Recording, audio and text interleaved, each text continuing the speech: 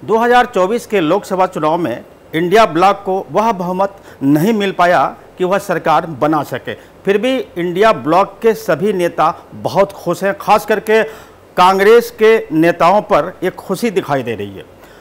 विपक्षी पार्टी या यूं कि ये तमाम जो और पार्टियां हैं या सत्ताधारी पार्टी जो भाजपा है, उसके नेता उन पर ये आरोप लगा रहे हैं कि सरकार बनाने का दम नहीं है, फिर भी वो झूठी मुस्कान दिखा रहे हैं। लेकिन मैं आपको बता दूं कि पिछले दो चुनाव में यानी 16वीं लोकसभा यानी 2014 और 2019 के लोकसभा चुनाव में सदन में नेता प्रतिपक्ष कोई नहीं था, क्योंकि नियमानुसार या यूँ कहीं कि एक परंपरा बनी आ रही है कि 10% सांसद अगर किसी पार्टी के पास होंगे तभी नेता प्रतिपक्ष का पद मिल पाएगा।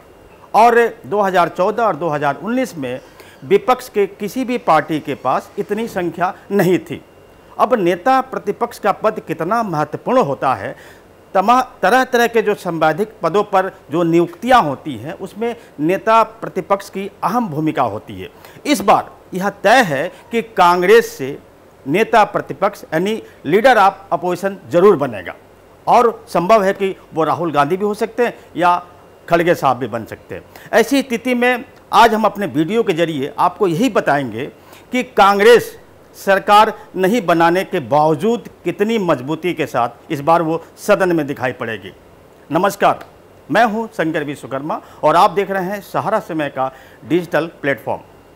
नेता प्रतिपक्ष के लिए कितनी सीटों की ज़रूरत है, यह सवाल बेहद अहम रहा है। इस बार कांग्रेस को करीब 100 सीटें मिली हैं। इस बार नेता प्रतिपक्ष का पद लोकसभा में कांग्रेस के संसदीय दल के नेता को मिलेगा। पिछले दो लोकसभा में कांग्रेस 55 सीटों से पीछे रह गई थी। इस कारण उन्हें नेता प्रतिपक्ष का दर्जा नहीं मिल पाया था। नेता प्रतिपक्ष के लिए कुल सीटों की संख्या का 10% होना कितना अहम है और यह नियम कब बना, आपको बताते हैं विस्तार से। कानून के जानकारों का कहना है कि सरकार के विरोधी दलों में सबसे बड़ी पार्टी के नेता को विरोधी दल के नेता का दर्जा मिलता है। इस बारे में हालांकि यह बात चलन में है कि नेता प्रतिपक्ष बनने के लिए सबसे बड़े विरोधी दल को कम से कम कुल सीटों का 10% यानी 55 सीटें चाहिए। संसदीय एक्ट 1977 में नेता प्रतिपक्ष के वेतन भत्ते आदि को परिभाषित किया गया है। एक्ट की धारा 2 में नेता प्रतिपक्ष को परिभाषित किया गया है।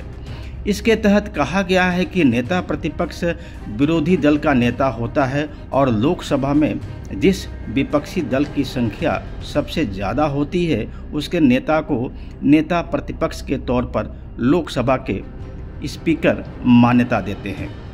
इस एक्ट में कहीं नहीं लिखा हुआ है कि नेता प्रतिपक्ष के लिए कुल सीटों की संख्या 10% यानी 55 सीटें चाहिए। दरअसल नेता प्रतिपक्ष के मामले में यह चलन हो गया है कि कुल सीटों की संख्या का 10% होना चाहिए। पहले आम चुनाव के बाद स्पीकर ने गाइडलाइंस बनाई थी और कहा था कि नेता प्रतिपक्ष के लिए 10% संख्या होना चाहिए और यह कोरम के बराबर मान लिया गया। कोरम के लिए भी 10% नंबर होना चाहिए। 1977 के एक्ट के बाद जो परिभाषा तय हुई उसमें इसकी अनिवार्यता नहीं रही, लेकिन फिर भी यह चलन में है और 10% सीटें नहीं मिलने के कारण पिछले 2 लोकसभा कार्यकाल में कांग्रेस को लोकसभा में उनके नेता को नेता प्रतिपक्ष का दर्जा नहीं मिल पाया था। नेता प्रतिपक्ष का मामला बेहद पुराना है। 1952 में पहले आम चुनाव के बाद लोकसभा का गठन हुआ और तब 10% सीटें मिलने के बाद नेता प्रतिपक्ष का दर्जा दिए जाने का नियम आया था। इसके लिए तत्कालीन लोकसभा अध्यक्ष जीबी मावलंकर ने ऑर्डर नंबर 120/123 के तहत नियम तय कर दिया था कि नेता प्रतिपक्ष के लिए 10% सीटें चाहिए। लेकिन इसके बाद 1977 में जब कानून बनाया गया तब उक्त निर्देश की अहमियत नहीं रह गई थी। 1977 में नेता प्रतिपक्ष वेतन भत्ता कानून पारित किया गया था। इसमें कहा गया कि सरकार के विरोधी दल का नेता उसे माना जाएगा जिसकी संख्या सबसे ज़्यादा होगी। लेकिन 16वीं लोकसभा में कांग्रेस को जब 44 सीटें आई, तब लोकसभा की तत्कालीन स्पीकर सुमित्रा महाजन ने लोकसभा में कांग्रेस के नेता को नेता प्रतिपक्ष का दर्जा देने से इनकार कर दिया था। इसके लिए स्पीकर ने अटॉर्नी जनरल से सलाह ली थी। अटॉर्नी जनरल ने 1977 के कानून का परीक्षण किया और फिर अपना ओपिनियन देते हुए कहा कि विरोधी दल को नेता प्रतिपक्ष का दर्जा देने का मामला संसद में नेता प्रतिपक्ष वेतन भत्ता कानून के दायरे में नहीं आता है, और यह भी कहा गया था कि यह दर्जा देने का अधिकार लोकसभा स्पीकर के पास है। इसके बाद लोकसभा में कांग्रेस के नेता को नेता प्रतिपक्ष का दर्जा नहीं मिला और यही हाल 17वीं लोकसभा में भी रहा, और तब कांग्रेस ने 52 सीटें होने के कारण नेता प्रतिपक्ष का दावा पेश नहीं किया था। वैसे कानून की व्याख्या अपनी जगह है। इस बार उस बहस का मतलब इसलिए नहीं रह गया क्योंकि कांग्रेस का आंकड़ा 55 सीटों से काफ़ी आगे निकल चुका है, लेकिन इस बार कांग्रेस 100 के आसपास पहुंच चुकी है। ऐसे में उनके नेता को लोकसभा में नेता प्रतिपक्ष का पद भी मिलेगा और उसके बाद वह मजबूती से सदन में अपनी बात भी रख पाएंगे।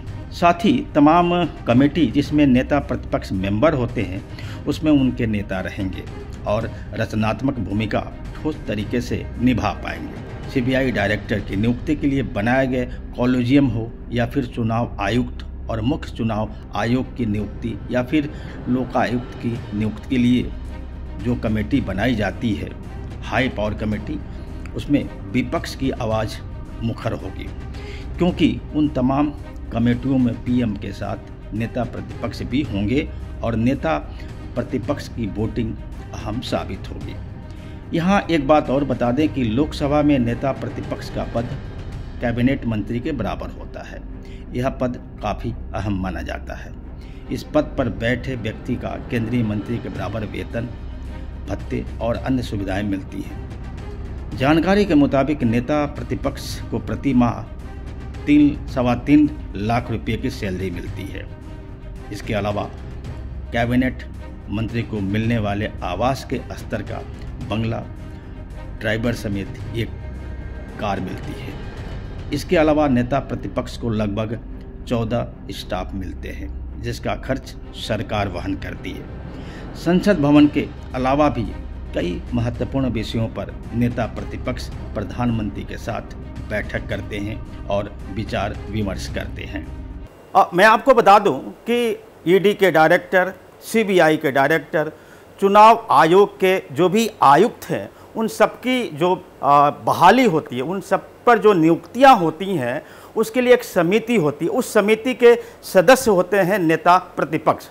ऐसे में आप अंदाज़ा लगा सकते हैं कि नेता प्रतिपक्ष की भूमिका क्या होगी।